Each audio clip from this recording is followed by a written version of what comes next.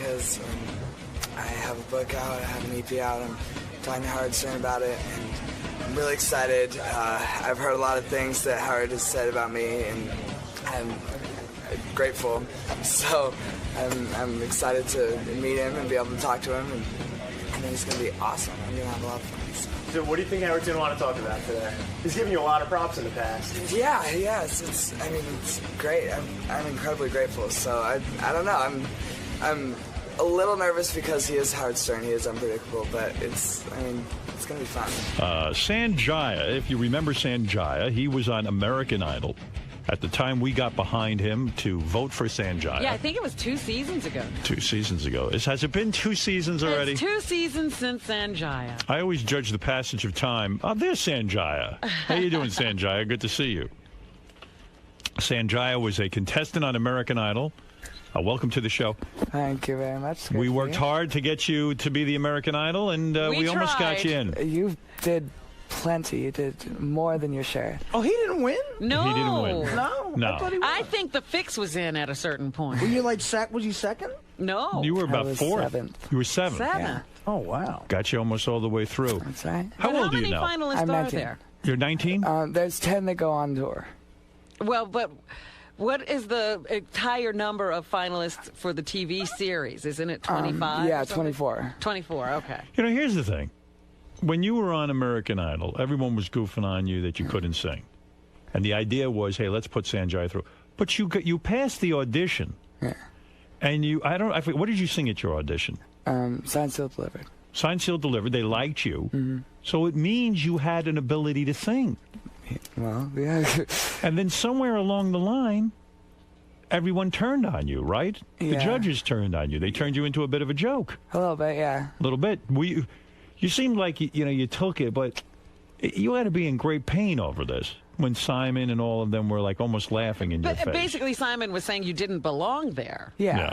Well, I mean, it's to a certain extent it was a little painful because I'm an artist. I'm trying to go out there and do my craft and then get like beat down for it. But on the other side, it's like these people are there. Simon in particular is there to be rough on you, to be just like you're here to be outrageous. But you have a good attitude about it. I don't know that I would have. I would have punched him. A lot of times, especially with the young guys or girls, you think, is it really okay to be beating up on somebody who's 17, 18, 16, being that hard on them in their formative years? Well, isn't it true on American Idol, and you say this in your new book, that they give you a counselor after you're voted off American Idol, almost like when a guy gets out of war and they need when you get voted off of American Idol, it's a great deflation to your ego. In other words, here you've been in this America's most popular show. They're afraid some kids might hurt themselves, right? Yeah, well, there's people that have hurt themselves just not getting through the first audition.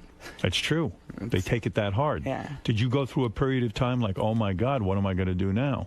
No, because at that point I was on tour, I had gotten to the top 7, so I was like, something totally was going content. to happen I was in your life anyway. Jennifer Hudson was number 7, so obviously that didn't affect her. What happened when you went on tour? You choose a couple of songs, you go out there, you sing a few songs every night, and they pay you well or no? Well, they pay you for each show, and we do...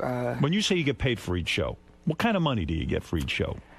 Well, I have kind of a warped sense of because my first job was American Idol. Like my first paying job was like the tour. Where did you work before that? How did you make money before that? I was in school. Yeah, you was a kid. You were high school, right? I was a sophomore in high school. So. Go ahead. Yeah, so you never had a job. So what kind of money did they pay you? It was pretty. I was able to right afterwards go to New Zealand and like move to LA and get my sister a Prius, and so like I was really comfortable. And then I realized after a while that you have to get more money in order to maintain it. Up. So, did you spend all of your American Idol money? Do you think you were a little unwise that way? Most definitely. Because you shouldn't go out and buy your sister a car. You should probably just bank some of the money in case there are lean times, right? Well, yeah, I banked some of it, but I was definitely literally my first paycheck before that was like working for family, $2,000, and that was like, wow. Right. And then so I go on the tour and I'm like making legitimate money, and I'm. Do you have no one in your life who would sit you down and say, hey, son, listen, don't spend all this money. Be smart about it. It's not going to last So forever. you're saying a parent would have done that because you said Right. son. Yeah, Yeah, I had people telling me that, but I mean, you didn't listen. I didn't listen. You got the money. You were old enough that they handed you the money. Well, yeah, I was 8 at the end of the tour. I turned 8, like a week before the end of the tour. I turned 18. So I was, But it hasn't been easy for you. Your mom went to jail, right? I was reading. Now, is that in your book that your mom went to jail? I might have briefly mentioned it, but She went to jail for putting you on American Idol? Yeah. Can you believe this? Actually, I fought her to go on American Idol. Yeah. She didn't. She wanted me to wait a year. Did you? Why'd your mom go to jail? What was she doing? It was overblown marijuana operation that she had for medical uses. She Yeah. was growing for medical uses All right. Where did she live? in Seattle. So she didn't have a don't- marijuana operation. She had an operation that caused her to use marijuana. No, he's saying No. she grew marijuana for medical Right. purposes. Oh.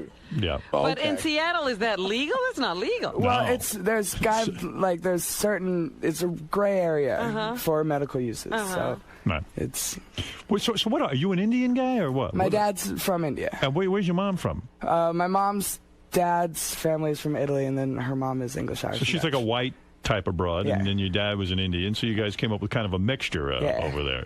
Now, I got to say, how's that sister of yours? I found her quite attractive. Thank you. She's doing good. She's Yeah. actually, she wanted to call in, but I don't know if she's. Why should she hog your airtime? You know what I mean? Yeah, she's listening in her Prius. Yeah. I hope she sold that at Prius and gave you back the money. Well, I'm living in New York, so I'm not driving, but when I go back to Seattle, I get to drive it because it's technically my car. She's quite attractive. She have a boyfriend? Yeah, she does. She does. Yeah. And what's she doing with herself? She's in Seattle right now, but she's writing music. She's working. Is she sexually active? I'm sure. I don't. How old is she? You think she's 21. gotten it? Huh? You think she's gotten it? Gotten what? Sex? Yeah, the ween. Yeah, I'm sure. Yeah. How old is she? She's 21. She living with this guy? Yeah. You kidding me? Yeah. She And must they're be. celibate, Howard. Yeah. They're she's- saving themselves for marriage. So he's doing her. You think that's our first? No. She's been around the block, that chick, huh? Not around the block, but she's had previous relationships. Now, you mentioned in your book, now I got to be honest with you, I thought you were gay. Okay. You A know lot what of I mean? people have. I think you're a gay American, and I still think it. Because, Really? Well, you're very effeminate. You know what I mean? You're a good-looking guy. Thank you. And you have a very slight build. And I say to myself, You're going to make him gay. And he's not. well, no, I assumed you were gay. You claim in the book you're straight. Let me say something, Yeah. Howard, Yeah. because I, like you and many others, thought that too watching him on the show. But when he walked in here, I did not get a gay vibe. Yeah, I'm not getting a gay vibe, Yeah. but then again, I'm the last one to know. I have no gaydar whatsoever. I'm so masculine in the traditional sense. You didn't know I was on heroin. I didn't know he was on heroin, and he's been on it for And he's years. sitting right next to you. Would you do me a favor to prove that you're straight? Will you fuck Robin right Oh, now? stop it. Would you mind? It's not necessary. Sanjaya, It's would all you right. mind? Would you mind giving her sex right now? She needs it badly. She had a trauma-filled weekend with Matt. I'm sorry. You can't do it? Huh? I could do it. Unfortunately, I have a girlfriend. So Oh, It's come okay. I get in on. trouble. Robin, take off your clothes and let's start it in right now. He could give me a massage. Yeah. Just don't get in a relationship with her. It costs you $800 for a bottle of wine. You're not kidding. She's expensive. Oh, No, so when did you bang your first broad? when I was 16. 16. See this? You see, I jumped to conclusions about So you. you're watching him on the show thinking he's never had a girl. And he did. 16, you banged your first chick. You're a good-looking dude. I bet you can get chicks easily, huh? I could, but like I said, I've been in a relationship for a year now. So Look at you, banging chicks. The hell do I know? You really never kissed a guy? Never took it in the ass? Nothing. I bet you my guys. God. I bet you guys proposition you oh yeah, all the time. all the time. I can see that. Fred wants to talk to you about maybe sleeping with you. I don't know. He loves it. He goes both ways. Nice. But no kidding. Color me disappointed. Yeah. Good for you. Yeah, I don't get a gay vibe looking at you now. Well, good. I mean, Nothing wrong with being gay. No, I'm not- gay people are wrong with being gay awesome. at all. Yeah, right. I got no problem with it. I'm just saying that's what I figured for sure. So what, like, don't you think people who go down and audition for American Idol are a little bit wacky in the sense that I mean, it is a wacky thing, right? To do this. What did you do? You woke up one morning and said, "I'm going to go down to American Idol." Or did you plot this thing out? I had friends that were plotting it out, and like we didn't know it was coming to Seattle, so I had a group of friends that was gonna drive down to California, and they're like, "Oh, Sanjaya, come with us. We'll go and audition." I'm like, I don't want to do that. Like, and your sister was in on this too. Well, she didn't. Around, did they not think they could actually sing? They were just like, "Hey, we'll make the show. We'll be goofy or something." It was my choir, so like my school choir. So they're like, "Oh yeah, we're gonna go. We're gonna get on. We'll all get on together." You were in the choir in school? Oh yeah. And you're not gay? Nope. Choir chicks are hot. No, I know. On the last show, so when we were doing this whole thing, when you were on American Idol, and we were like, "Hey, vote for Sanjaya," you had said, you kind of said, "Look, I don't know Howard Stern. I don't know anything about him. And I don't care about that, and that's not the way I'm going to win American Idol." But do you now think that maybe we did help contribute to your long run? Yeah. I know for a fact that a majority of the people that come up to me on the streets are people that say, "Oh, I'm a huge fan of Howard Stern. I'm a fan of you." Blah, blah. And so I voted for you many times. We were behind you, Yeah. and I never have voted in American Idol. I used to vote every week. That's right. I never voted for Now, you were treated disrespectfully, and let me get your feelings on this. You, on the last show, you did a duet with Steve Perry of Aerosmith, who is a great, great guy. Yeah. Not Steve Perry, Joe Perry, sorry. Yeah, I was going to say. Yeah. I get Steve Perry is not a great guy. He's from Journey. I'm talking about Joe Perry. But you originally requested to do your duet with Ozzy Osbourne, and he refused to do it with you. Is that true? Well, it was kind of like they were trying to set up a duet with Ozzy Osbourne. I don't know the logistics of it all. But he said, "No, I don't want to be with Sanjaya." But wait a minute, I don't understand what happened. So you decide who you want, or do you know that there's a list of people who are going to be on the show? I didn't know that I was going to sing with Joe Perry until the rehearsal. And I went out on stage, and like first I saw him rehearsing with other people, and then I went out on stage and realized he's with you. Oh wow! Wow. So Big deal, and then but after the show, I did like the press tour or whatever. I did Jay Leno, and Ozzy Osbourne was on it with me. So I mean, it was no big deal. Yeah. So when you go on American Idol and all this fame hits. And everybody in the country practically knows your name. Yeah, I mean, was it a good experience, or was it a bad experience because you started to become, hey, vote for the worst, vote for Sanjaya, this and that? Does it become like a goof, and you feel like, hey, everyone's goofing on me? No, I mean, it's definitely mixed feelings while it's happening, but overall, it's obviously a good thing. I've been working in myself to be a musician my entire life. I hadn't actually worked as a musician, but I've been like. You making money now still? Yeah. I mean, what are you doing? Give me what's going on. You got a book out. Yeah. Sanjaya, by the way, has a brand new book, Dancing to the Music in My Head: Memoirs of the People's Idols, in stores today. And you have a record album out. I have a EP. EP? What the hell is now, that? What does that mean? 5 songs. 5 songs. Yeah. And where do I get that? Amazon.com. Oh, so you're selling it on there. Yep. And what is it, dance music? What kind of music is it? You can dance to it. It definitely has, like, really good beats. It's world influence, very much so. So a lot of the beats are, like, tablas or djembes or something like that. And then... Are we going to listen to a little Did you write the music? Yeah. Did you write the music? I wrote some of it. I had co-writers as well. My sister helped me write. A couple family members helped me write. So it's really been... How far would you go to be famous? Would you appear nude in a magazine? I've been asked this question, and it's a dangerous answer because it totally depends on... I would if it was a really classy magazine. I wouldn't do, like, Playgirl. You would show your penis and balls? Depending on Let's how say it was a classy magazine like Time Magazine. Time Magazine isn't doing They that. don't do nude, Robin? National Geographic. No, I'm saying, let's say it was an artistic endeavor. Yeah. You would show your penis and balls in a magazine?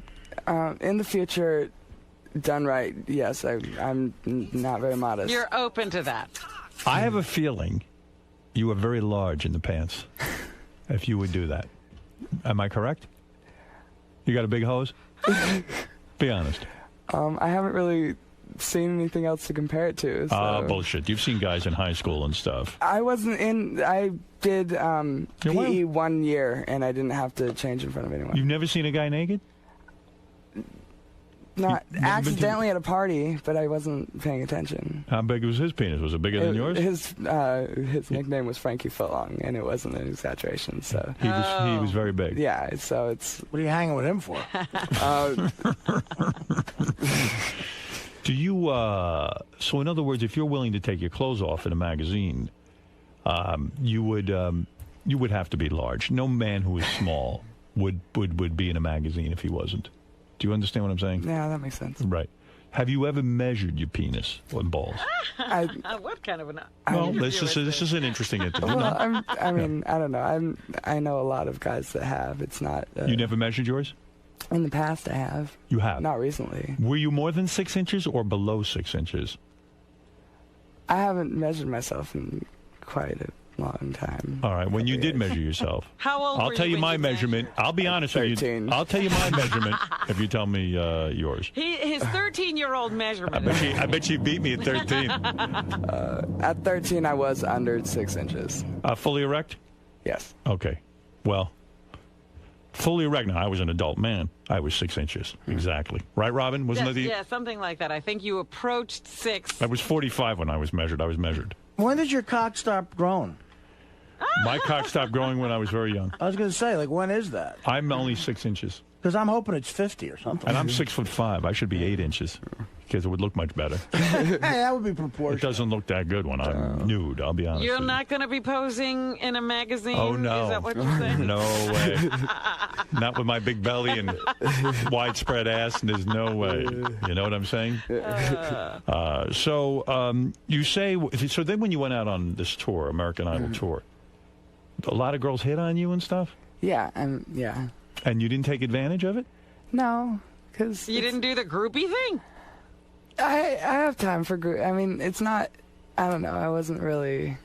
See, that makes me suspicious that you could be a little bit gay. No, because I don't. I don't know. I don't have to just get all the chicks that. You ever bang an older broad? I'm talking about like a 30-year-old. No. Nothing. No, the oldest I've done is. 19 when I was 18. 19. You ever fuck like a great grandma, like 55 or something? Yeah. What is that life like? Are you guys all living in one place, closed away from the world, unaware of what's going on around you? Yeah, pretty much. We're pretty much just like in a bubble. And like every once in a while you can go on blogs and stuff and see. I didn't because it wasn't like just psychs you out. But which one of those assholes wasn't nice to you on the tour who wouldn't talk to you and stuff? Yeah, was that going on? Yeah, there was somebody. I know you mentioned this in your book. One of them. I forget which. Who else was on your season? But you said when you were out doing the tour, so to speak, that here. Wait, I'll try and find it in my notes. Do you know who I'm talking about? I don't know. I mean, it was really like it was very much like high school in that like there were cliques. There was cliques kind of, but then they'd switch around. Who was in your clique? Were there some people who were nice to you?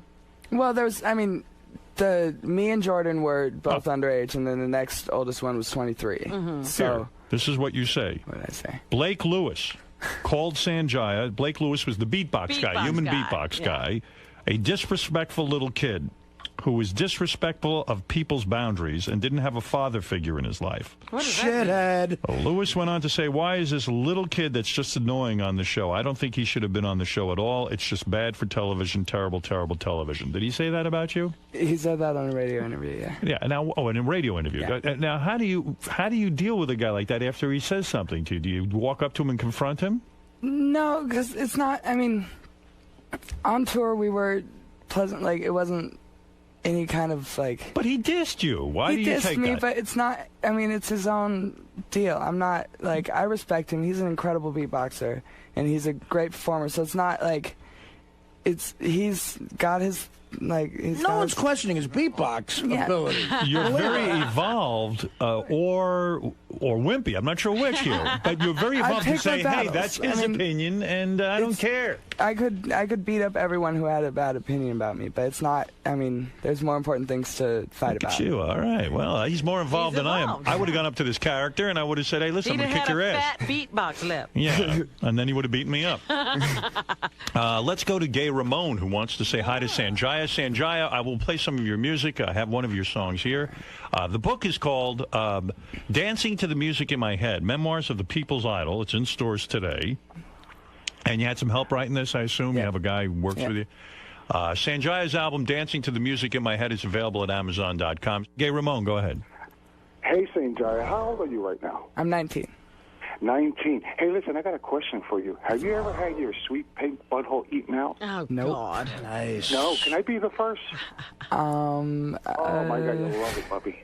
Well, Gay Ramon, I know in a Sanjaya. relationship? You must get a lot of this, huh, Sanjaya, from gay guys. You know who's into Sanjaya and even went to his concert was High Pitch Mike, who just came out of the closet. Yeah. Another guy said he wasn't gay. He said he wasn't gay, but we all knew differently. Well, Artie did.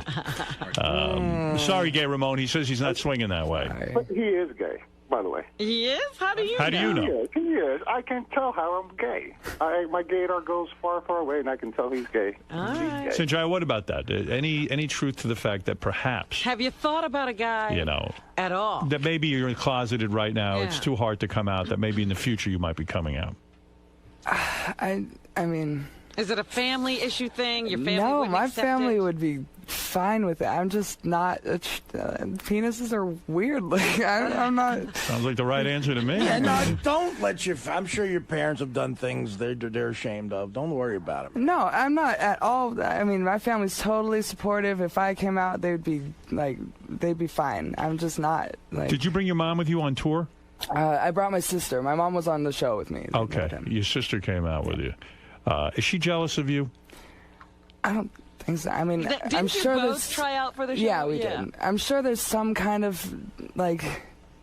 I don't know. She's older. I think that she didn't get enough like showtime. I think not enough. I wanted her to get more showtime. Yeah. I should have had a movement to vote for her. I like her very, very much. Thank you. So let's take a couple of more calls. Irish John, you're on the air.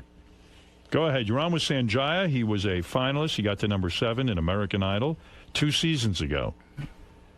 Go ahead, Irish John. Oh, it's not Irish John. Oh, it's Eric the Midget. You picked up the wrong line. All right. Well, Eric the Midget, go ahead. Eric Are the you Midget. aware of Eric the Midget?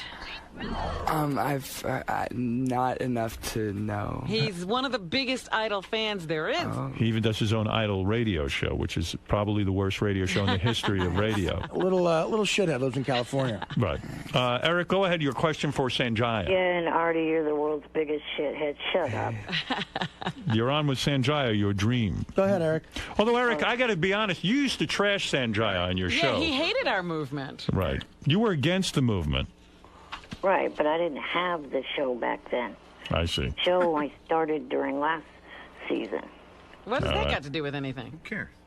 Well, because Howard just said I trashed Sanjaya on my show, which the show didn't exist. Oh, you trashed him on this show. Oh, this show, yes. Yeah, where people could hear it. Right. Well, I guarantee this week there will not be any technical problems on our JFSC. This is about Sanjaya, not you. Did you have a question for Sanjaya? There is Eric right there, Sanjaya. You can see him up on the screen. Yes. Go ahead. Do you have a question? Not really. Oh, all right. Think about it. Bye. This is Sanjaya's time to... Gives a fuck. So, when your mom goes to jail, where is your dad? Well, they were divorced. I was actually living with my aunt. And then you drop out of high school? I got my GED to do American Idol because my choice was either be enrolled in a high school and get tutored 3 hours every day, or get my GED and just do this. So I figured do the music thing. Well, that's not so easy when your mom goes to jail like that. And you're living on your own almost, huh? I didn't know that it happened until after it was over because, like I said, I was living with my aunt. So. All right. Let's go to Jeff the Drunk. Jeff the Drunk wants to say hi to Sanjaya. Yes, Jeff the Drunk for Sanjaya. Hello, Sanjaya. Hi. I voted 5,000 times for you. Oh, thank you. 5,000. He did, actually. 5,000. Yeah, he was drunk and he did what he had to do. And I listened to my boss. Right. Later. All right, thank you. And we'll take one more call for Sanjaya. Let's go to Rick. Rick, you're on the air. Hey, Sanjaya. I think girls of Indian descent are really beautiful, but I can't stand tons of pubic hair down there. So I just wanted to know, culturally, are girls allowed to shave down there? Indian girls allowed to shave down there? He's only half Indian. Do Indian girls shave down there? Why wouldn't they be able? What do you mean, a religious thing? Yeah, is that a culturally religious thing? I don't think that they have anything against shaving down there that I know of. All right, let's go to... That's the silliest question These are I've the heard. craziest questions. All right, let's go to Mark. Mark, go ahead. Hey, now. Hey, now. You've never seen your sister naked, I hope, have you? No. You never have? Like when we were like tiny in the bath, but not That's it? anything like... Too bad. I'd like to ask you some questions about that, but since you don't have any expertise in that area, I'll... My bad. Yeah. Ask all you want about Frankie Footlong. All right, go ahead, Mark. Peace and love, peace and love. Peace and love. There's no way Sanjaya is straight. There's no way at all. Why do you say that? Artie's got to throw something at him to get him out of the closet. No, yeah, well, I only do that to staff members. Sanjaya, what's your gay problem? What, Artie, you getting any gaydar going off? I mean, you're the expert on this. I'm the expert? Yeah. No, I listen. You knew High Pitch Mike. Yeah, but I knew High Pitch Mike went to the Madonna concert. I can't believe High Pitch Mike isn't even here today. Yeah, where is he? He almost attacked Sanjay. He ran up to take a picture with him. That's true. Yeah. That is very true. And he's a big fan. Where are you, Mike? Get in here. Right. Mike's going to snip the couch when Sanjaya leaves. Do you think American Idol's seen its best day, Sanjaya? Do you think it's over? I don't know. It's hard to say because Do you watch the show? I do now more than I did before. Yeah. Like I watched it every once in a while. Like I voted for Kelly Clarkson once because I saw her once and was like, wow, she's actually really incredible.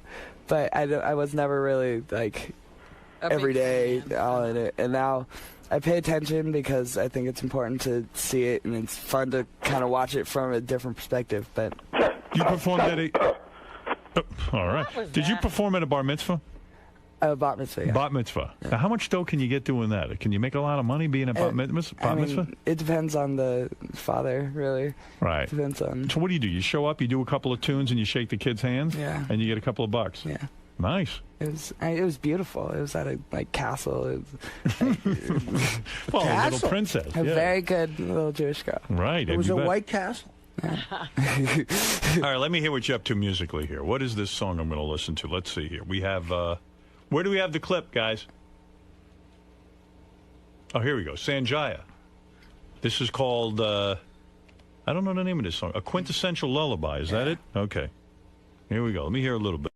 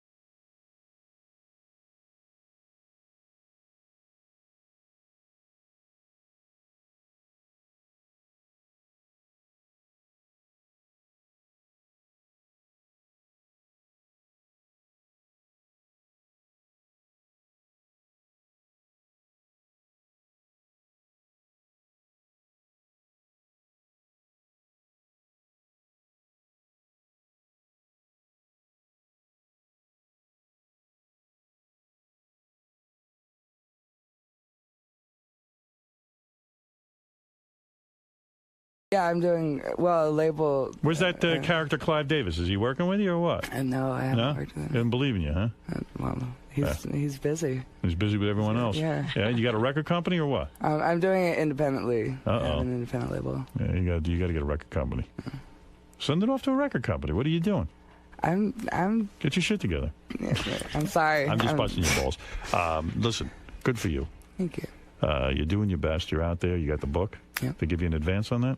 Yeah. All right, excellent. What'd they give you? A comfortable advance. Did you get 6 figures? Huh? Did you get at least $100,000? I think so, yeah. Really? Oh, look at you. That's not bad. That's pretty damn good for a first-time book. Yeah, right? Yeah. That's what I said. Why do you not know for sure? You're like, okay, sure. It came in installments. And yeah. They added up. Yeah. Yeah.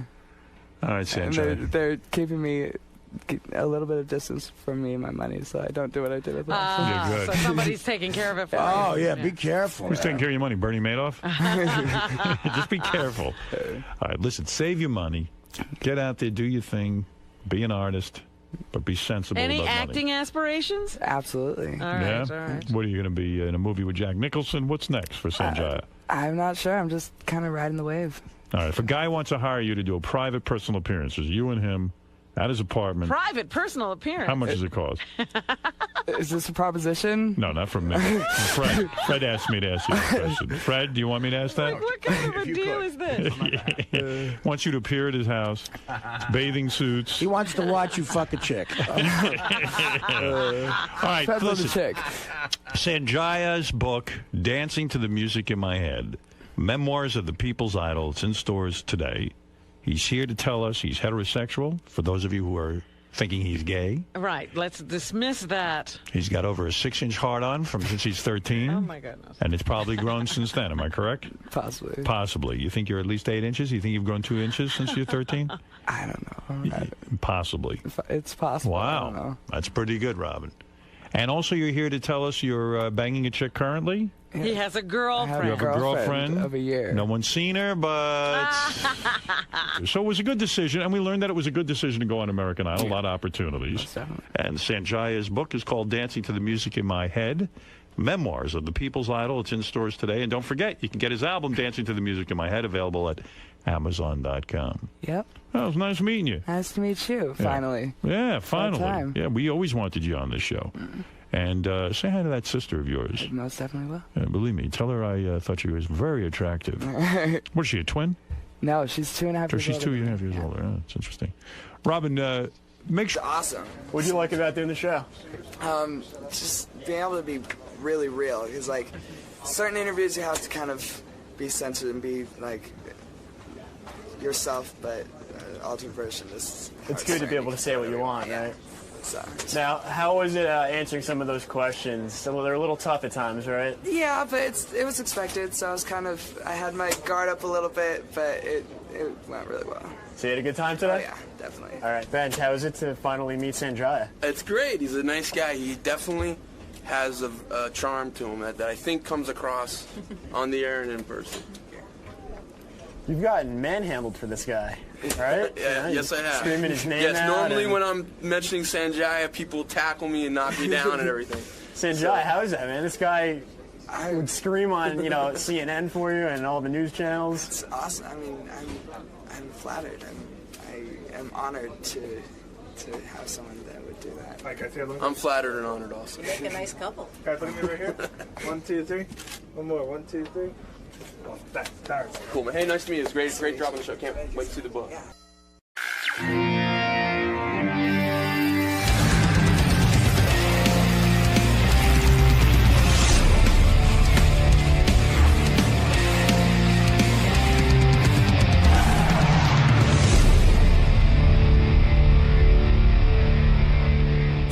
I do want to mention howardstern.com. Jason's been putting a lot of content up there.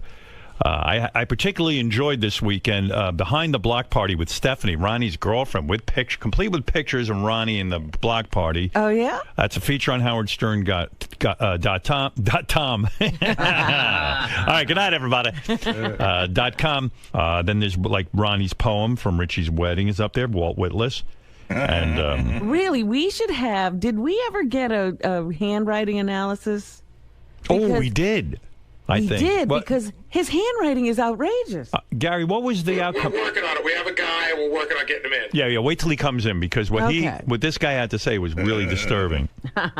Well, that handwriting is disturbing. I say you can tell a lot about a person by the way they write. Yeah, take a look at Ronnie's handwriting on howardstern.com right now. And you tell me if it doesn't look like the letter a kidnapper writes to the family.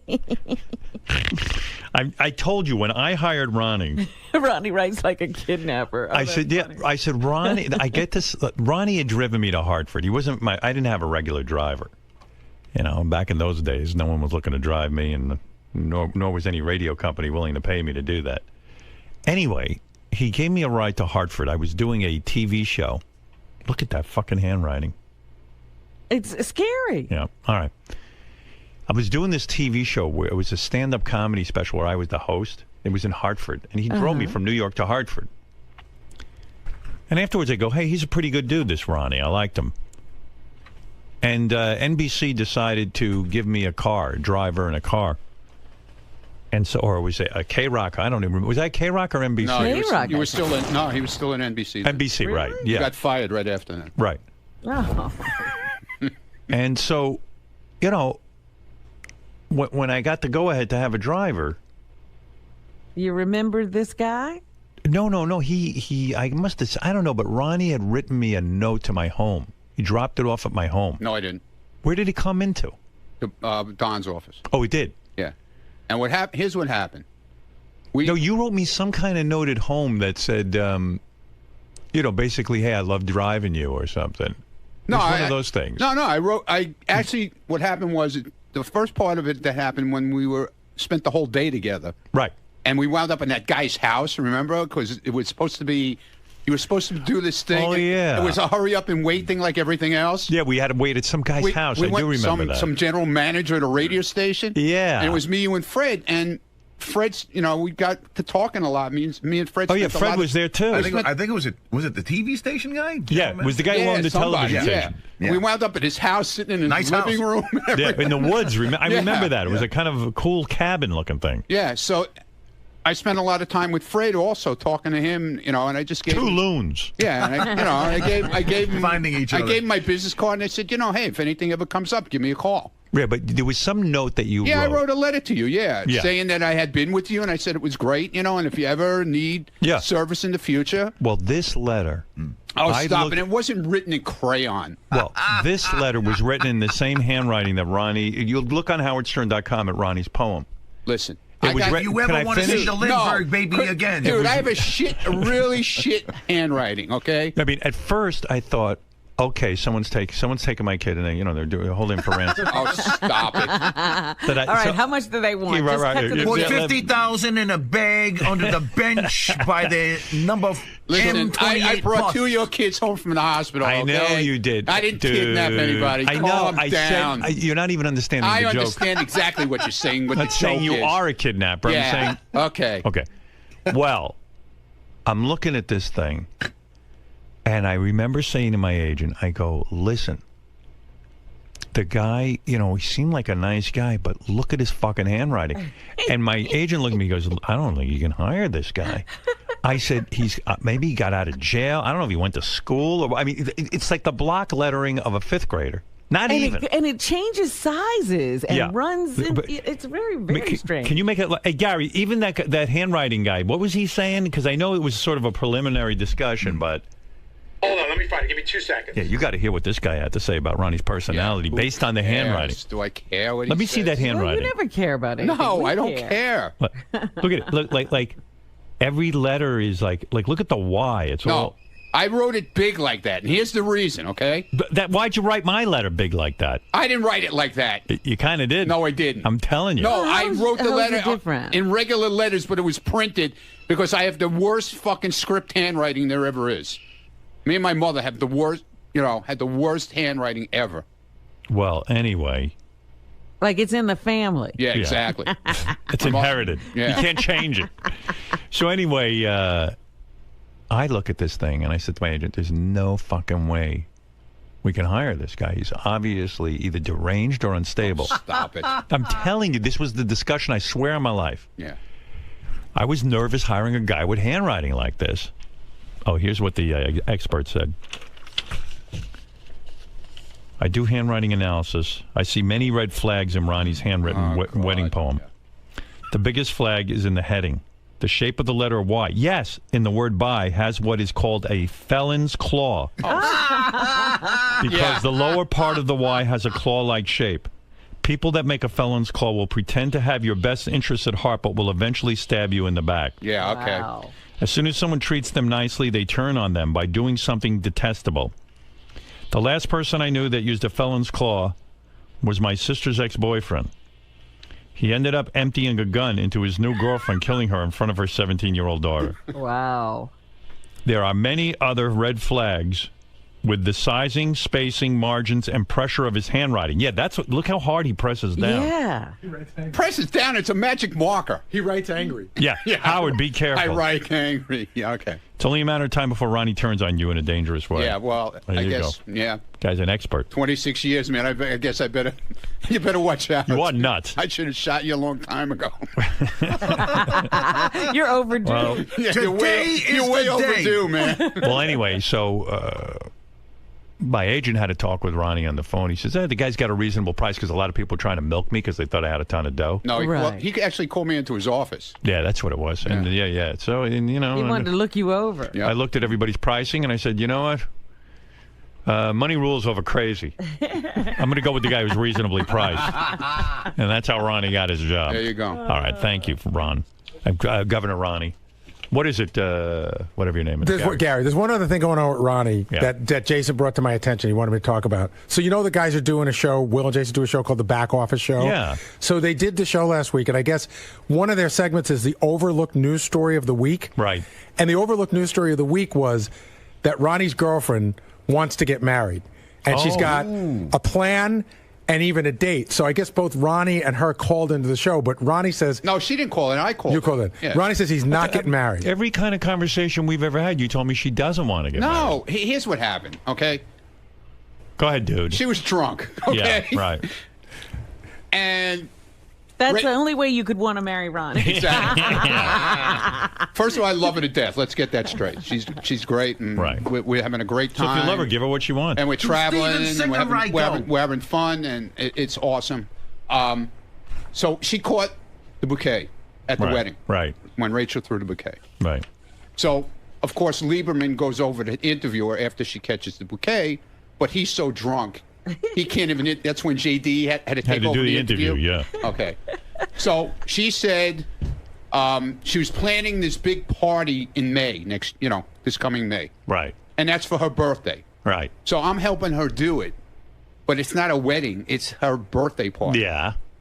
Well, dude, look at it this way. But what she wanted as a gift. No, she's never... Listen, we've talked about this numerous times. But she wants to get married. No, she doesn't. Dude, she said it. Even if she was drunk, she said she wants to. All right. What is it, Jason? But we talked about it, and it's not happening. She knows that. Why not, though? Because I'm not ready for anything like that. I don't know. Maybe... When are you going to be ready? Never.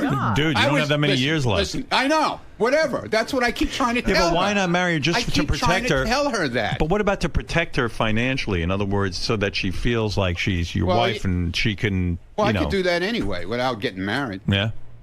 You know. How do you do that? With a will. Yeah, but you know that shit's up. Well, no, who's going to contest your will? You got to write it in My crayon. millions of dollars. You know? Not millions, but also like if there's any sort of benefit or any Right. kind of like your home or something, you know, then it would be guaranteed to But her. even in the case that, God forbid, Ronnie gets sick, Right. she couldn't go visit him in intensive care. Would you want to visit Ronnie in intensive care? No, but you But- know. But that's true. If you're really in love with her, something to think about. Yeah, I know. You won't make an honest woman out of her? I don't know. She's certainly proven she's Not right devoted. now. How many years you been with her now? Over 5. Wow. All right. We'll see. You know, he is the catch of the century. I've seen these women throw themselves at Ronnie. No, I mean, he is a century. Yeah. Yeah, okay, Robin. No, he's the catch. You're not far behind. He's the. Fuck some hoes. You're not far behind. You got that right. She's catching up to me real quick. Right. I'll never catch her.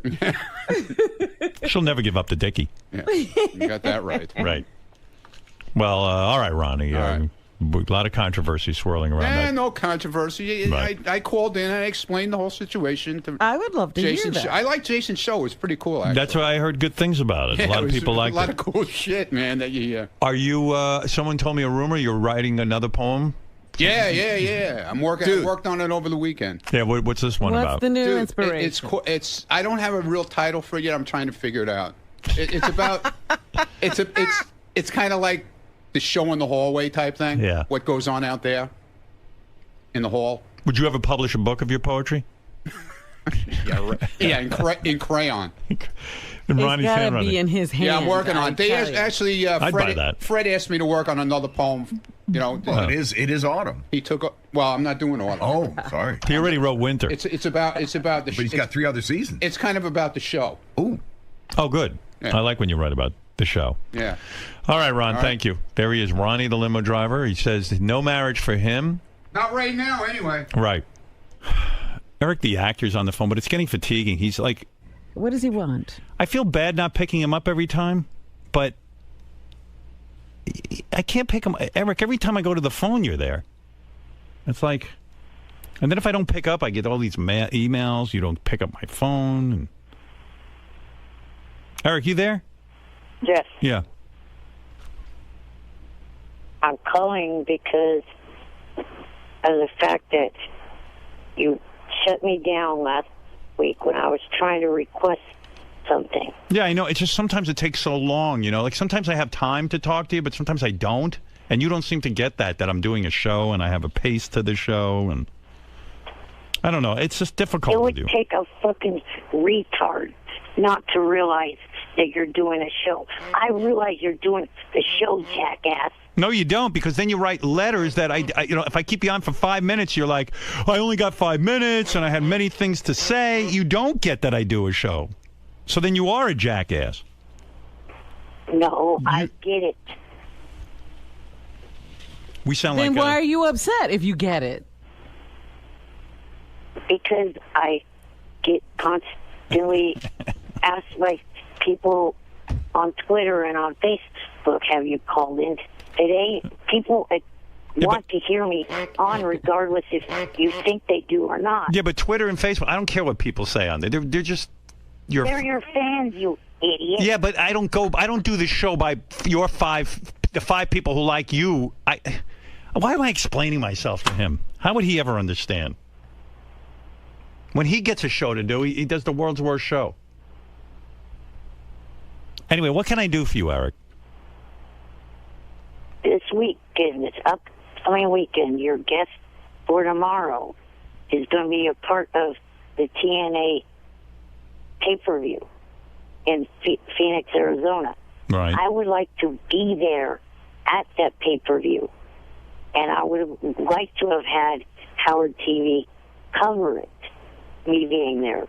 And I would have liked to have interviewed the wrestlers and the female and male wrestlers.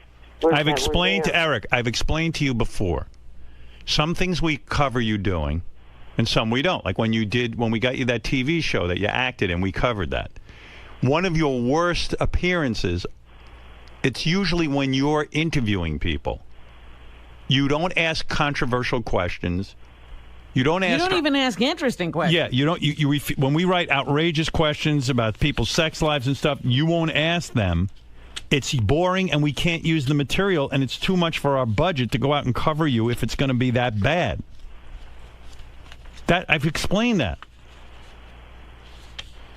You're not willing to ask questions that are interesting. It's basically an opportunity for you to hang out with wrestlers that you enjoy. Right, to get to meet people you admire. Well, that's not very entertaining for us. Yeah, and you sit there and go, I love you. And then you give them a list of all the movies you've seen them in. Right. I mean, how many times have I explained this? Can I make another point, too? Yeah. Like, you want to be our correspondent, right? So a correspondent we send to things that we think they should go to. You don't want to go to anything we want to send you to, but only the things you want to go to. That's a good point.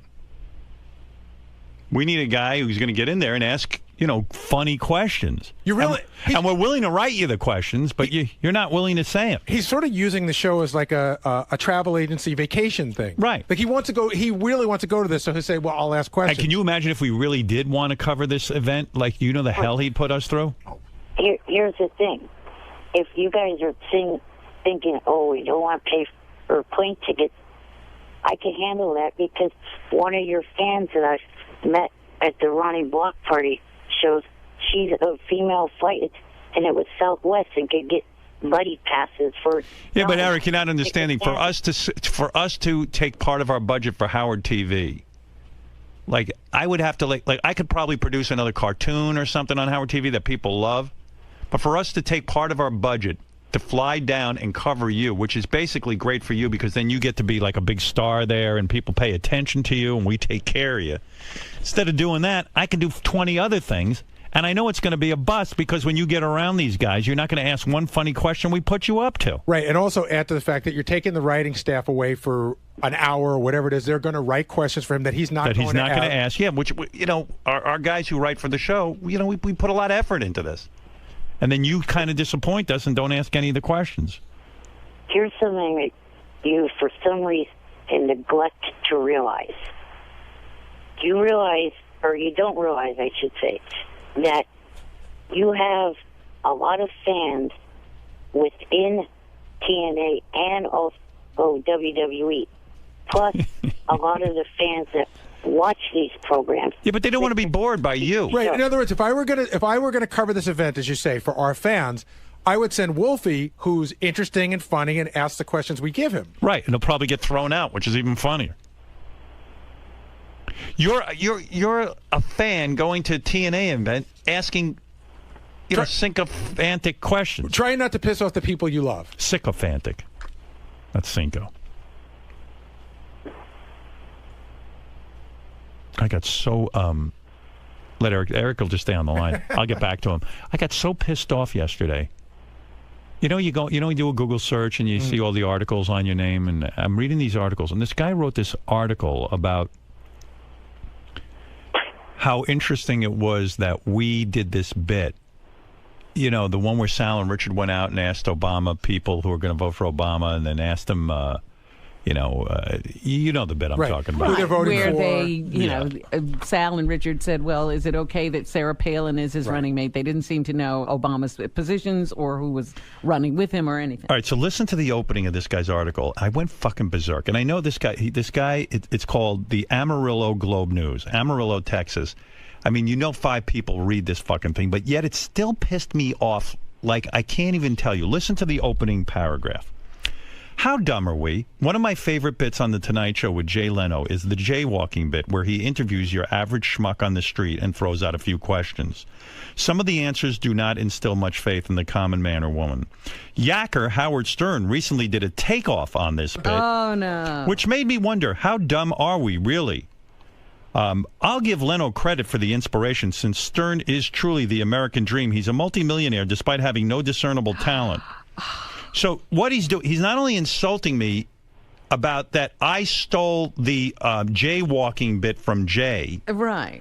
Now, anyone who's a fan of this show, and this fucknut, Henry, or whatever his name, I don't even know this guy's name from the Amarillo Globe News. Find me this guy's name, this cunt, because I want to fucking have my fans point out to him that jaywalking was a lift from this show. We started it, and I can fucking prove it, asshole. See how I get worked up? No, you should be worked up, because that's exactly this is what happens in my career. You don't want to happen. You create something, Jay steals it, and then he gets the credit for it. And not only does he get the credit, I get knocked as being a no talent. Right. But the very bit that you love, shit stain, from Amarillo, is the bit I created. Well, why is he even listening? And Jay lifted it, and then Jay goes, I didn't lift it. I got that from Steve Allen. But I love how people smack at you saying you're untalented, but they listen. Well, I don't know if he listens or not, but I guess... he found how did he get a hold of the Sal and Richard tape? Because every television show, every news television show, every news outlet played our clips because the bit was phenomenal. Sensational. But let me just give the history. That apparently is some kind of talent. Evidently. But let me just give the history of my life. As long as this fucker owes me an apology in print. What a cunt. From the Amarillo Globe News. I don't know the guy's name. I'm sorry I'm cursing up a storm, but I get so angry. Dave Henry. Dave Henry.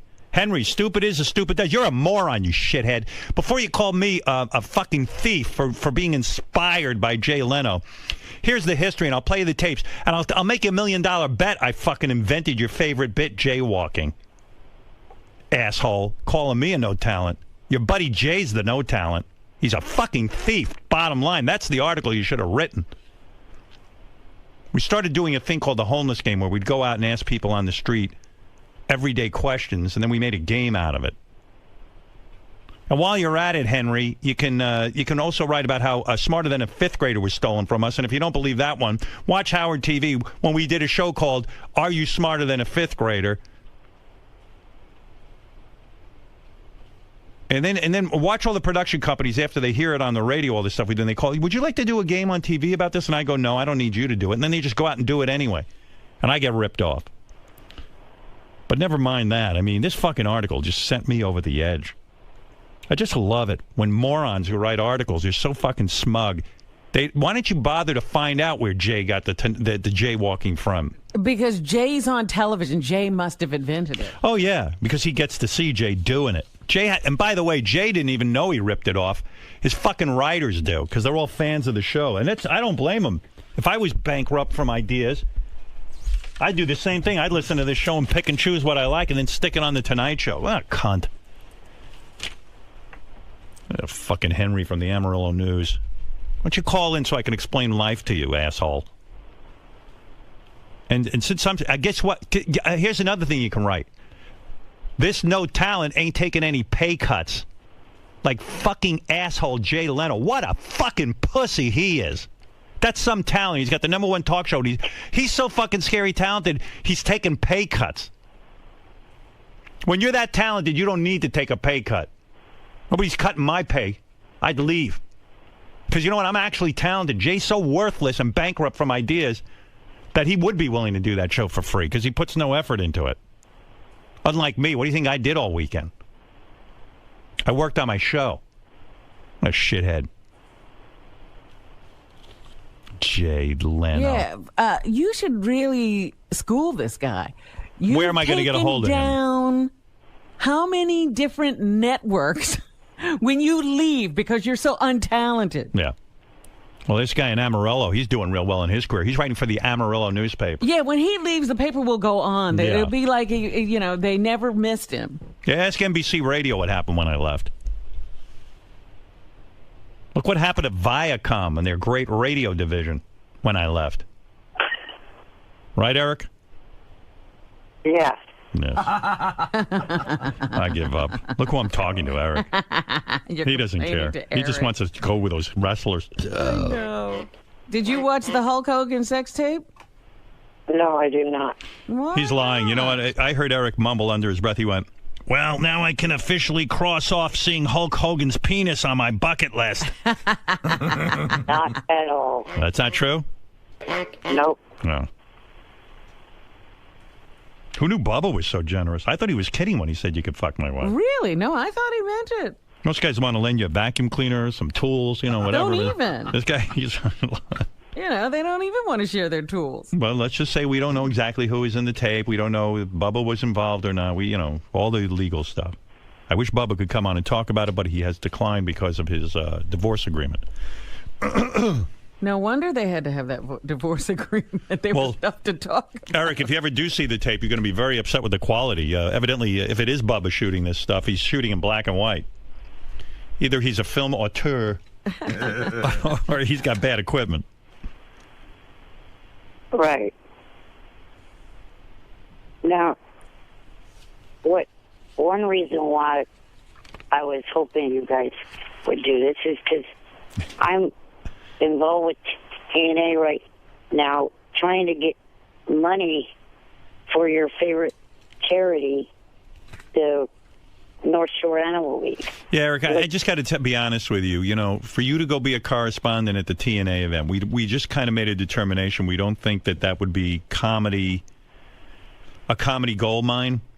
We just kind of feel you go there and you get a lot out of it. You love meeting the actors and you love asking them, wrestling questions because you are respectful to them. But we just don't think we're going to get enough bang for our buck.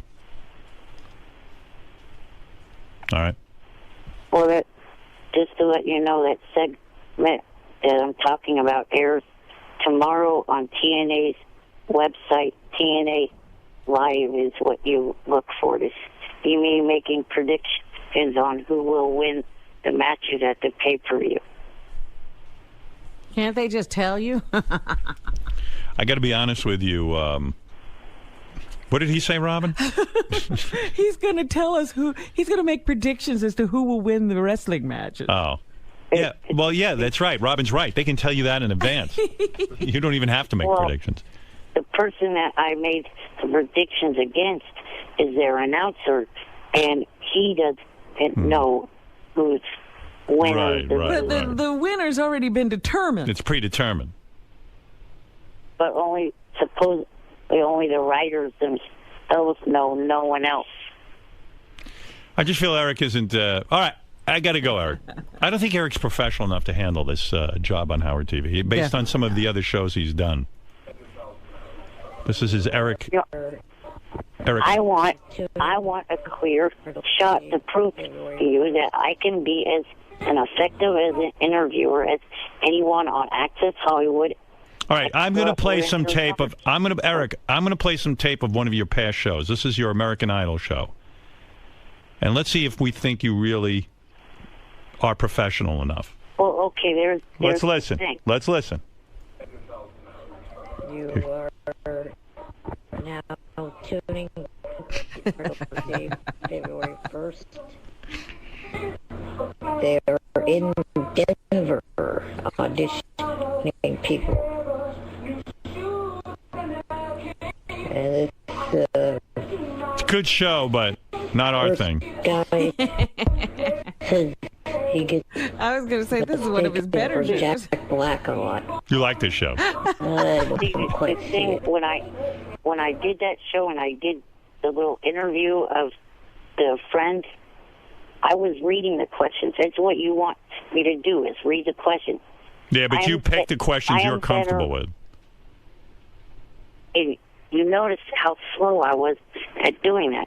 I'm better at doing questions off the cuff. Yeah, I know. Yeah, and your questions are terrible. Your questions are terrible, and you just suck everyone's balls. But they come out a lot quicker. Yes. But it doesn't matter. It's less entertaining.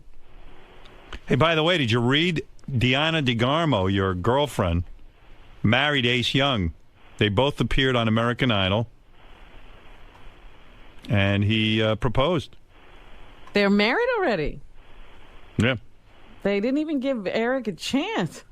Oh, they set a wedding date. Oh, they set a wedding date. Eric still could get in there and make his plea. What do you make of that, Eric? Were you disappointed? That's good for her. Yeah. I know you had quite the crush on her. You used to call her home quite a bit.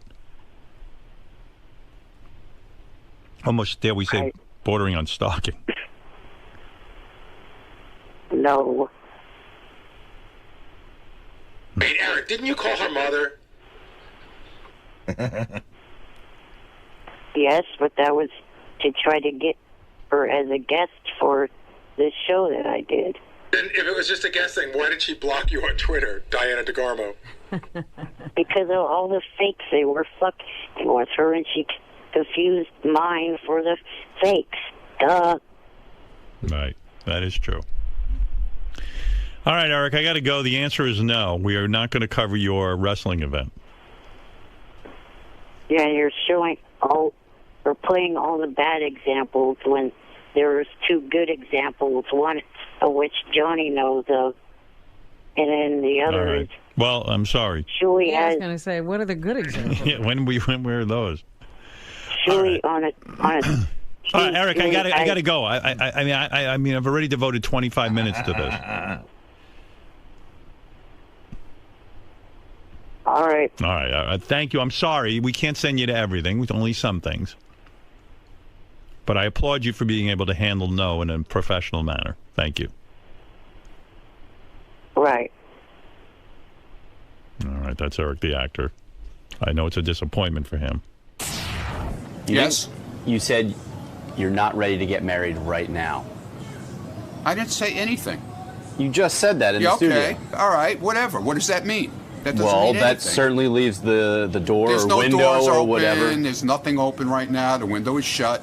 So why would you cap that sentence with a "I said for right now"? I mean, you're putting an I ellipsis said on the the end of same your thing on statement. Jason's show, man. The same thing. Are those guys out there? Yeah. Okay. But why not say never? Why are you subscribing to this never Why say do never? you care? What are you so worried? What about you? You got that girlfriend. When are you getting married? Maybe soon. When are you getting married? I certainly have never said never. Okay. Well, I've been there and done that. Okay. So why not? Why not would I shut the wanna door do all it- the way? Why would I want to do it again? When you go lock yourself in Scott the Why engineer's would I room, wanna you do shut it the again? door all the Why way. would I Why wanna are you do it leaving again? this door open a crack? I was in a relationship for many, many years. Right. A great relationship that unfortunately ended badly, I guess. Consider we're not together anymore. Right. And why would I want to go through that again? Okay, that's fine. When I got what I got now, it's fine. We're having a great time together. I'm not questioning that, though. So I don't know what your problem is. My problem is you're not shutting the door. You're leaving it open a crack. You're saying, I might. Dude, don't put any words in my mouth that aren't there, okay? Well, you're allowing the I never words- said I was getting married again. I never said I would ever get married again. I never did. Even Will said that. If you listened to the show, you would have heard. Ronald. Yeah. Part 2. Go ahead, part 2. Your upcoming poem, currently in production. We have work to about do. the show in the Hurry hallway. up. Real quick. We got people. Real quick. Yeah. Are you going to try a different verse structure, a rhyme scheme this time? Because you've been criticized in the past. I don't care about being criticized. You want me to write, I write. Maybe you you don't go. like it? Maybe you go with a haiku format. If you don't like it, don't ask me to write again, okay? Fred asked me in his creative writing meeting over here that he has every day. Right. He asked me to write a poem. So I'm working on it. Okay.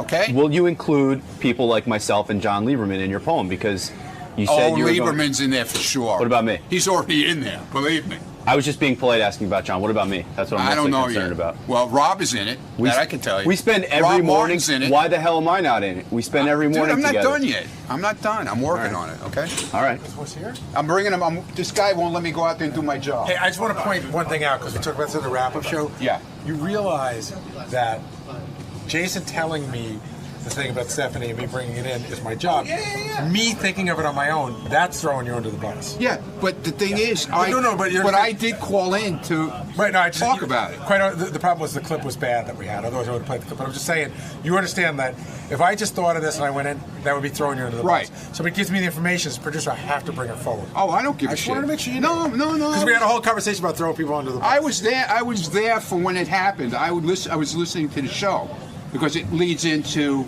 the John Hine TV show, which I'm on. So I made sure that I was listening, and then at the very end of the show, this is when it came up, like 10 minutes to 2. You're such a washwoman. So let's just be clear. We have a job to do. We have guests out there. You will not marry Stephanie. I have a job to do right now. And it's not getting married.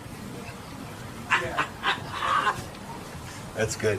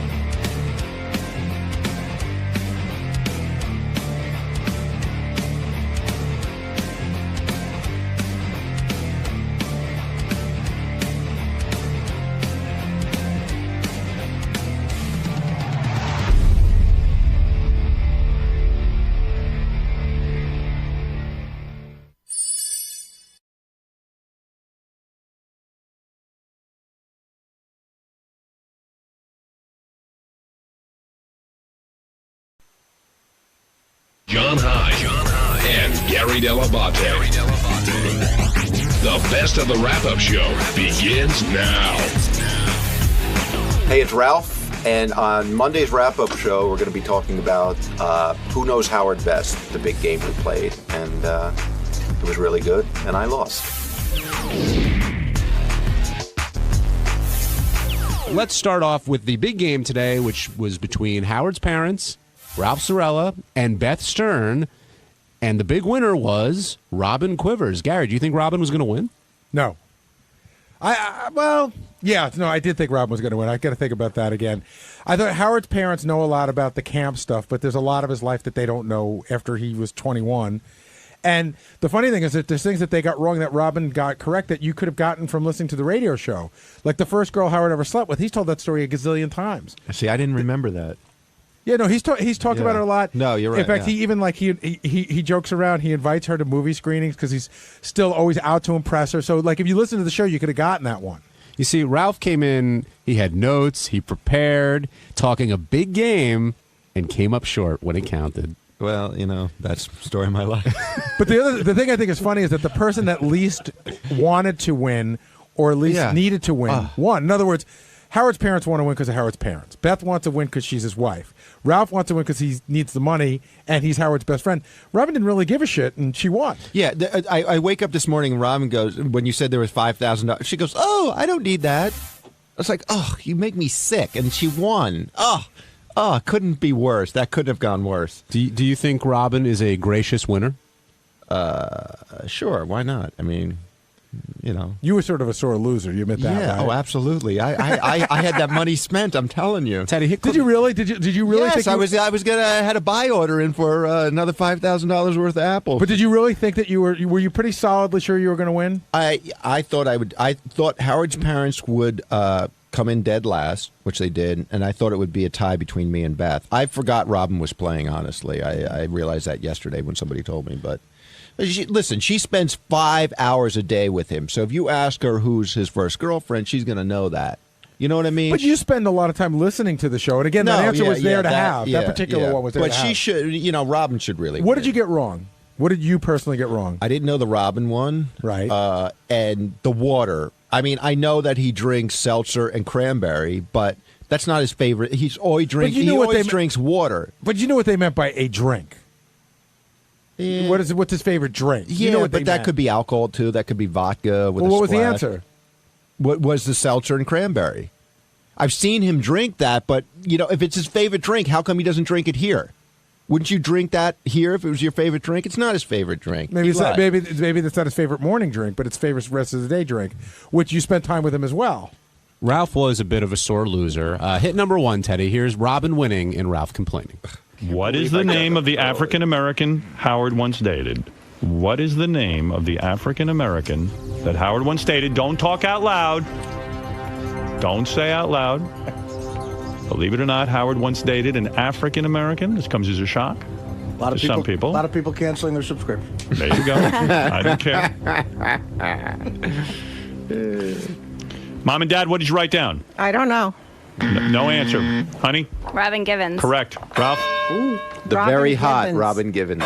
Correct. Did I have to have a last name? Because I put just Robin, but I meant Robin. Yeah, you need a last name. No, it's her first name. She doesn't know her last name. Of course I know Robin Givens. Could have been Everybody you. calls me Givens. No, she doesn't get it. She doesn't get it. She doesn't get it? No. What? Look at the judge. Doesn't get to make the rules. What? The contestant Of doesn't get course to she make got it right. Are you grasping at straws there, Ralph? Did you know you were beat? Well, it could have been the Robin for the first answer. I mean, you know what I mean? She just writes down Robin, she'd be right 2 out of the 10 times. You're like a rat in a cage. You're poked with a stick. Megan Boston, you're on the wrap-up show. No wonder people hate me. I'm a Yeah, horrible hi. loser. I think I'm the only person who likes Ralph in the world, but I just wanted to call in that he's never on the, I never hear him live on the show, so I wanted to just tell you that I really like you, and I don't understand why people don't like you.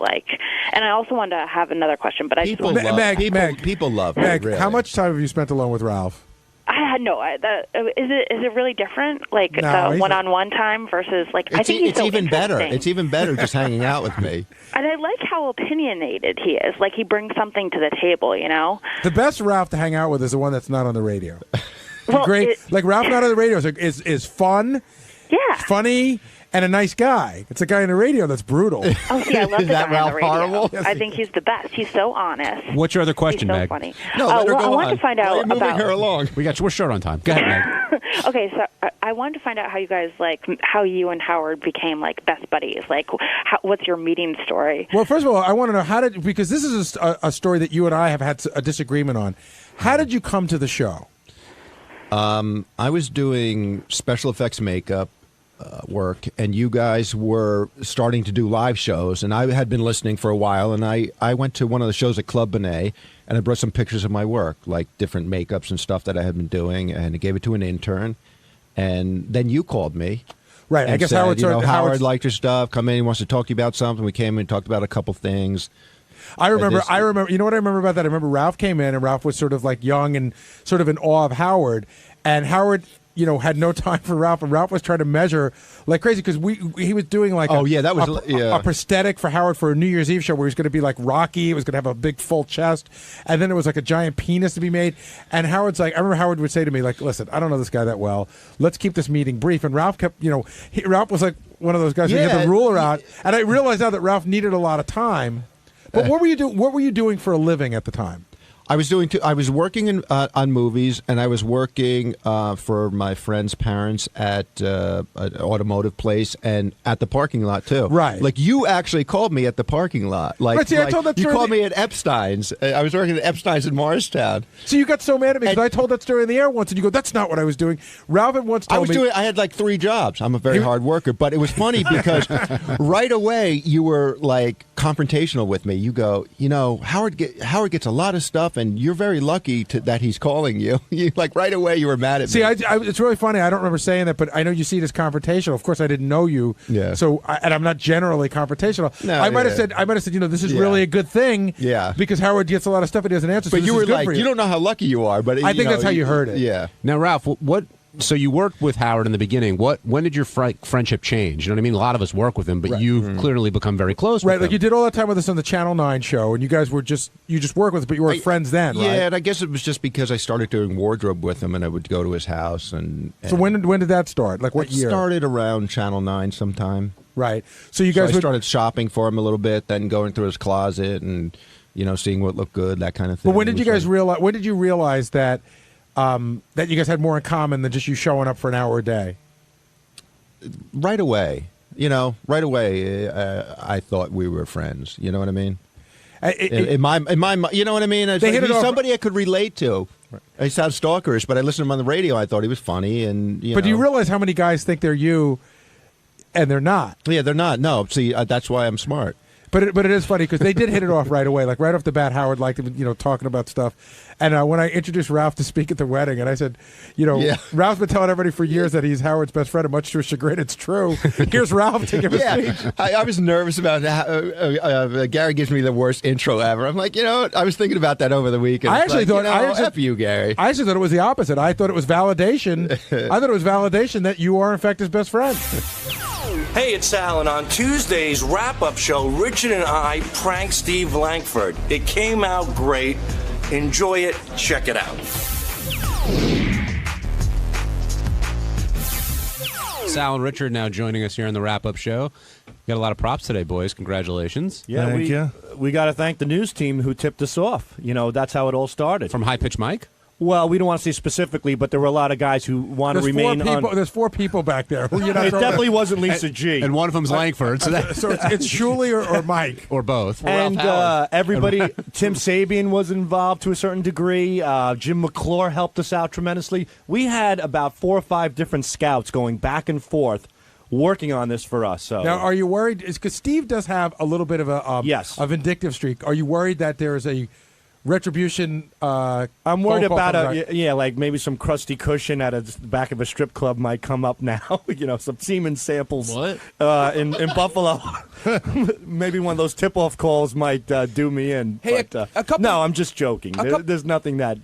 And everything bad. What am I talking about? I don't. Richard, everything bad. And let him talk. Oh, sorry. I have no worries. No worries. You're not worried. Kidding aside, you're not worried that Langford's going to try and come back at you? It's funny because me and Richard had talked to them about how we were worried about this, right? Well, yeah, the most is we were worried about is we didn't want to piss him off because he's been real cool to us. He's a big fan of our calls, but then we were thinking, well, if he's a fan of our calls, he should appreciate this. Let me tell you how nutty these two are. Like 2 months ago, they call me into the office. They lock the door, right? Like they got uranium in there. Yeah, we do. And they go, we're working on the secret project. They're so all about it. I forgot about it, right? They called me back yesterday. This phone call we were working on for 2 years. Again, they locked the door. And I'm like, you know what, guys? I can't really concentrate on this. 3.5 minutes.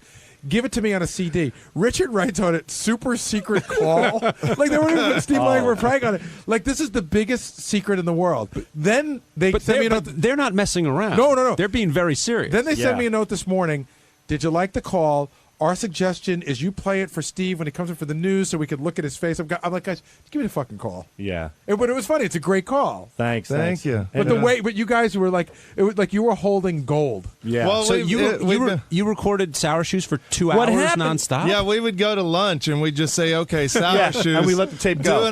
Do an hour of songs about Steve Langford. And then we'd come back and hang up on Sour Shoes and cut up his songs. The problem with Sour Shoes, it's almost like his OCD. As we're trying to execute a prank with him, he's kind of fucking with us. Right. So we can't get anything done. So I say to Richard, let the tape run. And that's all we did. And we got 2 hours worth of his songs and chopped it up. Yeah, because at first we tried working with him. It's a We would nightmare. three-way Sour Shoes and Langford, and No it luck? just didn't work. So we're like, best way to work with Sour Shoes is to have him as a recording. I don't know about you, but I swear to God, one of those Tuesdays where we have an open hour, I would kill to just hear the hour. Like, I would love to hear from 7 to 8 o'clock at night the hour that you guys went to lunch and what Sour Shoes did for an hour. We can give you the uncut version of it. Is it just him going on and On on? and on and on. Once in a while, you hear him like fidget with something in his bedroom, or his mom will yell in the background or something. Sometimes he'll call me all day, and it gets to the point, instead of me hanging up, I just put him on hold. And then, like an hour and a half later, after doing my work, I'll go to the phone and forget. I pick it up, and there he is in the middle of a song. If you guys get a chance tomorrow, can you pull some of the outtakes of his mother yelling at him? I would kill to hear that. Sure. And it's funny, too. I don't know if Steve has this on his phone, but me and Sal had new office phones put in because of Sour Shoes, where you can send calls right to the voicemail. Like, there's a button where the phone won't ring, because Sour Shoes got to us, too. So we just got these new office phones where he can't get a hold of us. And another thing that made the call so great wasn't just Langford's reaction, which was hysterical, but the songs he picked. Right. And when he came in on them were fantastic. No, the good for Langford that this is finally done, because he's been going through hell, and I'm glad it's done. And our listeners, our millions of listeners, won't call Sirius and get Steve's office number and just start doing this. They're cool. They wouldn't do that. Benji's, go ahead, Joel. No, I was just going to say on my end, 212. when we started talking about when they told me about the prank, on my end I had my news recorder set up to get audio of Steve freaking out after he hung up with Sour Shoes. And the one day where he went apeshit and smashed the phone down, I stopped recording Steve. I was like, he may throw that shit at my head. Like, I don't know. He's so passionate about his job, and the fact that Sour Shoes was stopping him from doing his work, it was killing him. He would walk to Brad's office, our news director, twice a day to go complain about Sour Shoes. I have the audio of him throwing his phone. It sounds kind of funny. I didn't put it in the call because you can't really tell what it is unless you set it up saying, this is when Steve throws his phone, but it sounds pretty funny. There was a point where Steve Langford came into our studio, and me and Richard, we'd have everything set up where I'd have a sound bite up of a prank call in the works. Richard would have a song up, and when Steve walked in, we would hit that and put on our headphones and pretend we were working. That's how paranoid we were about and it. he got a little suspicious one time and came in like a month or two ago, and we, just played it off. I pretended I was in the middle of recording a Robin song and stuff. But I just said that. Yeah, well, no, but he went to Brad and said that he checked on us and it wasn't us. So Steve thought that he had investigated us and proved that it wasn't us. I would love to know what the investigation was that cleared you. Now, how long were you working on this thing? About 2 months. 2 or 3 months. Howard heard it before the wedding. He came into the studio, goes, "What are you working on, boys?" And we played a little piece of it, and he loved it. And then when I think prior to the vacation, he said, "Is that bit ready?" And I said on the air, it wasn't. And that was the bit that that he was referring to. This is our Ben-Hur. On Wednesday's wrap-up show, a whole bunch of my wedding shit got brought up again. Sal started screaming at me about not being mad at Artie, who said that he'd only go if Howard goes. Sal obviously doesn't know what a joke is. But anyway, it just turned into a whole bunch of yelling between me, Richard, Sal, and Gary about my wedding. I can't wait for this bullshit to be over.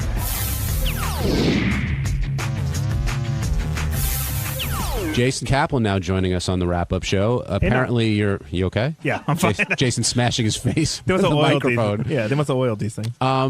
apparently your wedding is now a huge controversial matter. Let's go through this very quickly. Okay. Howard says that Robin announces that she's going to have a +1 at your wedding. Right. Howard reveals he will now be attending your wedding, although you weren't sure if he was going or not. And Artie then says, well, I'm going to attend too. Give us the inside scoop. Well, I'll start backwards. I talked to Artie. He said that he was just fucking around on the air. I mean, I talked to him a couple days ago about the wedding. Artie did this to Will too. He's very, non-committal. I'm going to try and come. I like to be there. So that's what he said yesterday, and that's what he still said to me today. Do you believe that he was just fucking around on the air?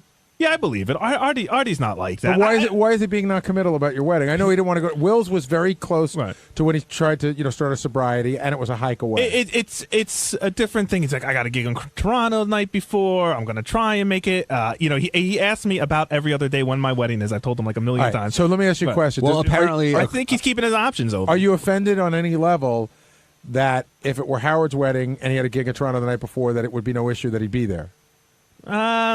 A little, I don't know, maybe a little. I don't know. Again, I know. Richard and Sal and all these guys get mad at him, but I don't know. Artie gets as Artie told Richard and Sal when he apologized to them. He's better than them. He's on a different plane than them.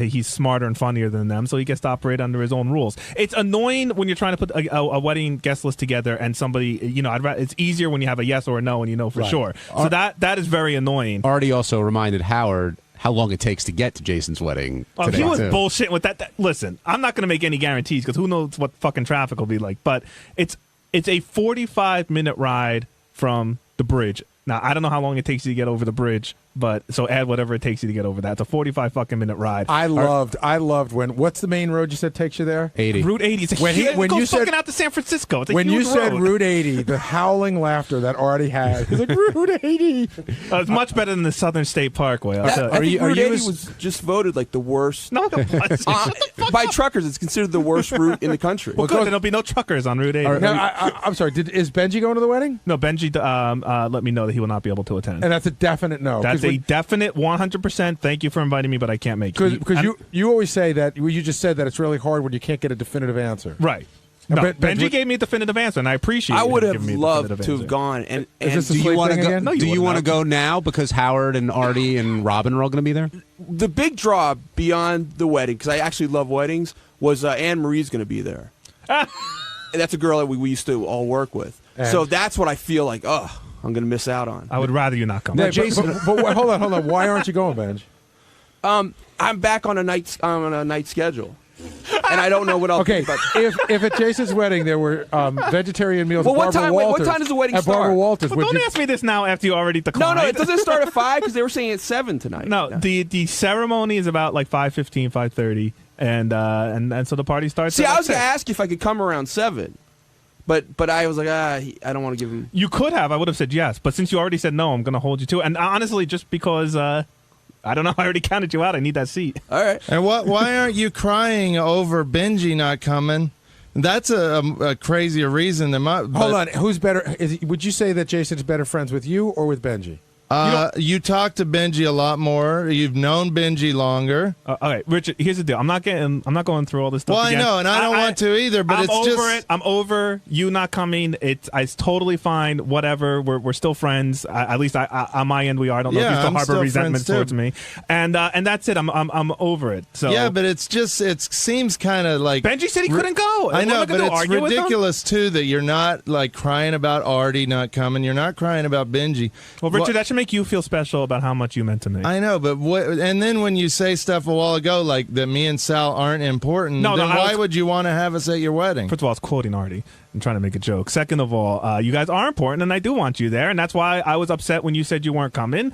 And you should take it as an honor that when you said you weren't coming, it upset me more than anyone else so far who said they weren't coming. It wasn't, and again, I don't want to bring it all up again, but I think, Richard, it wasn't that you weren't coming. It was the reason why you weren't coming. Yeah, but the reason hold on. reason I'm not coming is just as good of a reason as why anybody else is not coming. No, well, it's not. It is. It's just, you know what? What? The fact that it's an hour hour away, that's a better reason for somebody not coming No than one has the claimed fact that that I they're not want to coming. see a concert that is the most important concert of my life. You know what? Shame on you when in another year some dumbass Halloween thing comes up, and that's the most important moment of your life. That will be the most It will important. be. Right. I mean, that's a bad But comparison. why is my excuse worse than anybody else's? You know what? It's not. It's fine. You're not coming. Don't Yeah, worry. I don't want wanna go down I this mean, road again. it's a stupid argument. Benji's not coming. He gave me a definitive answer, which I really appreciated because I know he flip flopped with Will like as his date got closer, and so he gave me a definite no. I'm sad Benji won't be there. I definitely consider him a friend, but I'm not going to get in an argument with Benji. And Artie is Artie, and I know that sounds lame when you say that, but look how Artie rolled into Howard's wedding. I mean, he looked like a mess. He obviously didn't care. So And, that should be more the reason why you shouldn't want him there. but that's just the way Artie is. He's like that with everybody. That's his MO. And again, I would really appreciate to get a definitive answer from Artie. But I don't think I'm going to be able to get it. What do you mean Artie didn't care?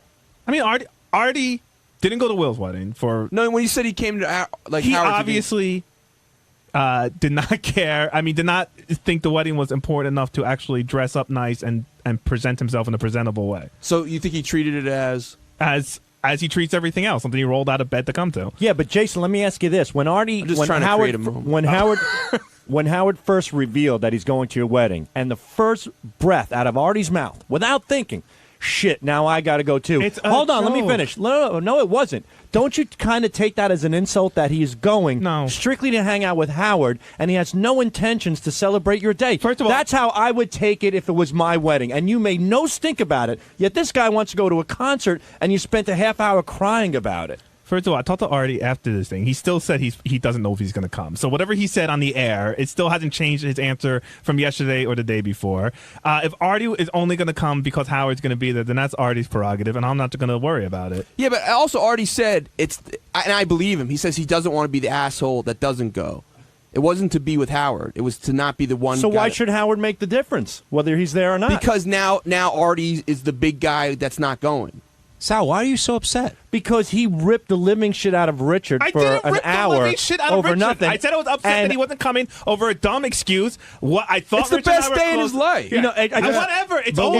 It's over. I mean, it's disgusting that you're disgusting. that you're selling yourself out for a celebrity I am not versus selling- a friend. Yeah, you're giving Artie a free pass because he's the great Artie Lang, and I find that to be disgusting. Can I ask a question? Where's a switch on you where I get you out of stockbroker mode? No, I'm dead serious. But why is Stockbroker why mode. not? He's But- not. No, Gary, are you kidding me? He's not breaking Artie's balls at all over this, and he broke Richard's balls for an hour over a concert. do you know what he just had a conversation with Artie. What Artie said on the air isn't really what he means. But you believe that? To some degree. But I know that Richard absolutely means what he said. But Richard's honest. He said it right off the bat. So being socially wrong and being honest is the better thing. No. In other words, you guys don't- my It's opinion. not socially wrong as far as I'm that's concerned. my opinion. Right. That's my opinion. Is that it's way wrong. It's a big social faux pas. But it's not your opinion. It's my opinion.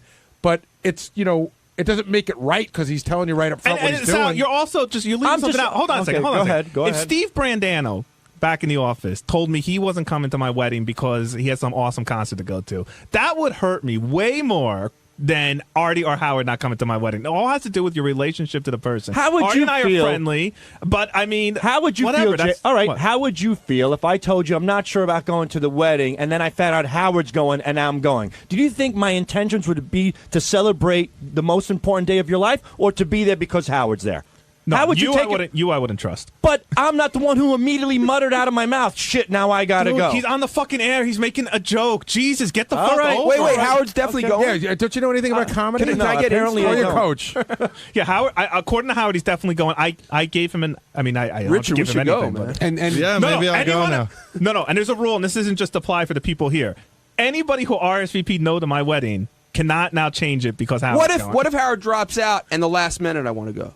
No, there are no more. If you said no, the only exception I made was for Howard, and that will be the But only. no, you exception made the I exception for Artie too. You said he could wait till last minute. No, I didn't tell Artie. I asked him every day if he could give me an answer. What am I Now- going to do? Hold a gun to his head? Yeah.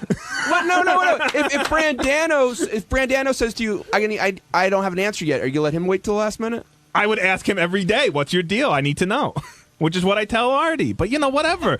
Listen. For the 5 Jewish people out there, I'm treating Artie like Elijah. I'm leaving an empty chair and an open door, and if he shows up, great. And Jason, in my that's opinion, it. and this is strictly my opinion, I think you're giving Artie a free pass because I am. he is Artie. I am, and that's it. And that's pretty much it. And that's pretty sad. Sal, that's a very superficial thing to do. Taking your argument one step further, he's not giving Benji a hard time. He gave Richard a hard time, but he's not giving Benji a hard time. You clearly refuse to see the reality of the issue. Yeah. So The other thing I'm is, not going to argue. the other thing is that, and be really honest, if this were you and you weren't married and you were getting married and this whole thing went down this way, would you be offended that Howard was coming, or would you be grateful? If Howard was coming, I would be grateful. If Artie was coming, I'd be grateful. But if I had a situation where I yelled at a guy for an hour who was honest with me, and then I had another guy mutter out of his mouth, "Oh, well, I guess I'm going to go too." Where does that person's real intent lie? To celebrate his friend's wedding, or to be there because Howard Stern is there? I think we're going around in circles. I think Jason is again. Jason is again saying that Artie was doing comedy for the air that you've taken as fact. Okay, and I'll leave it. That's where you guys disagree. And that's fine, and I'll leave it at that. But I'm just saying, and Jason, hold on, and one more Jason thing. agrees to a certain extent that it's because who Artie Lang is. All right, then leave it at fine. Then leave it at that. And we'll leave it at that. Leave it at that. But I find that Good. disgusting on your part, Jason. You didn't leave it. Why can't Duly noted. Leave it at that. I'm leaving it disgusted. Hey, this is John Hine, and on Thursday's wrap-up show, we got to talk about Maureen McCormick. You may not know that name. She's better known as Marsha Brady, and I was a big Brady Bunch fan growing up. All of us were. And she came in and gave an interview with Howard that I never thought I'd hear, talking about doing black guys, trading sex for coke. She actually said the word cunt. And that's not the Marsha I knew, but we got a kick out of it and talked about Marsha, and, well, here's what we said. The big guest today, Marsha Brady, Maureen McCormick, and Gary and I were looking forward to this interview quite a bit. We were. This is so in my zone, my era. This is what I grew up with. In fact, I was surprised. I think she's 52 years old. I thought she was my age. I guess I'm more on a par with Jan than I am with Marsha. But I mean, I love that. You and I watched it did you watch it as a first-run show? No, I saw the end of it as the first-run show, but then it lived in syndication in every market in the country forever. Right. I watched it as a first-run show. It was a Friday night show. I think it was on with the Partridge Family and a bunch of other shows. It was on ABC. I remember 10 o'clock was Love American Style, but it was a huge show for me when I was a kid. I mean, that was one of the first shows that was heavily syndicated, and I remember coming home from school or whatever it was, like 4:30, 5:30, locally, watching every single one, and everybody else has watched it at one time or another. And one of the things about the show is that you saw those kids grow up. Like, Maureen started when she was 12, and then left when, I guess, a few years later. And who can forget Bobby's performance of It's Time to Change? I know what you're saying, John. Gary and I can really geek out over this. So Maureen McCormick comes in, and she did Celebrity Fat Camp or whatever it is. Fit Club, same thing. And we weren't sure sort of how she would look, but I thought she looked pretty good. She looked pretty good. Listen, she could stand to trim a couple of pounds, but she's thinner than she's been. I said to John, a cute face trumps a lot of stuff. She does a very, very beautiful face and a great smile. She's got a pretty bubbly personality. Again, John's going to get into it. She talked about a lot of things today, and you're sitting there and you listen, you could call her whatever you want, but Marsha Brady is talking about, doing black dudes and anal and all sorts of stuff. Yeah, it's Marsha Brady. I mean, Barry Williams has the same problem. He's Greg Brady, and he's sort of embraced it, and I was curious to see how Marsha would take to that. Would she be annoyed by it or embrace that kind of life? And she seems to be all right with it. Yeah, I wanted Howard to press her on it, and he did. I thought it was like one of my favorite moments on the show was when we had Ringo on the show, and Vinny Favale was just annoying the shit out of him. And he goes, Howard goes, let me ask you a question. Does it ever get tiring? He goes, is it ever too much? And Ringo had this long pause, and he goes, it is. It gets to be too much. And I thought Maureen would be like being called Marsha would be too much, but she's still digging it. Yeah, she absolutely dug it. And another interesting thing, what she remembered and what she didn't remember. I know she did a lot of coke, and I know it's convenient sometimes to block out stuff and to really block out stuff. But, Do you know anybody who doesn't remember the first person they slept with? Maureen McCormick, apparently. Exactly. But I don't know if I doubt her story. I mean, she definitely had a wild life. But Artie and I were saying, she was saying that her nickname was Hoover for coke. And I said maybe it was a nickname for another reason. He said there's no good reason for a woman to have the nickname Hoover, one way or the other. So true. But when you look at her face, you just see Marsha Brady. A very sweet girl. Very sweet. Who's not a girl? A very sweet 52-year-old girl. What'd you think of that little hug and kiss not to jump ahead, but that hug and kiss she gave Howard at the end? She was digging him. Absolutely. Yeah, she was digging him. And it made you wonder that if you had Coke back then, you could have had Marsha Brady. Rick in Pittsburgh, you're on the wrap-up show. Hey, guys. Hey, Rick. Wanted to comment on Maureen McCormick and to make a suggestion for Howard 100 News. Interview was great. Howard's the best interviewer, I think, and I think we can all agree on that. But I guess the phone calls, and maybe, Gary, you can give me some enlightenment on that. Is Howard making the choices to go to these guys knowing they're going to talk about things as gross as licking her asshole? I guess it's hard to say because, like, he may or may not. Listen, Howard could look up on the board. Like, since I've done the wrap-up show, I've learned that people will call in and say that they're going to talk about one thing and then switch gears. Right. But yeah, he might have known what they were going to talk about. But the thing is that Maureen, again, without the visual, it's hard to tell. She was totally up for stuff today. She could handle anything. I think she's gotten to the point where she's like, you know what, Marsha Brady's ready to talk about everything.